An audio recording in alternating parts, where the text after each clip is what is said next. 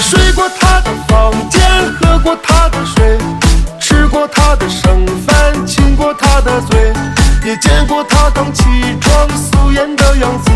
这辈子就当我娶过她了吧。我承认我这辈子都忘不了她，甚至连做梦都想和她在一起。可是命运只允许我喜欢她，却不允许我拥有她。我睡过她的房间，喝过她的水，吃过她的剩饭，亲过她的嘴，也见过她刚起床素颜的样子。这辈子就当我娶过她了吧。我承认我这辈子都忘不了她，甚至连做梦都想和她在一起。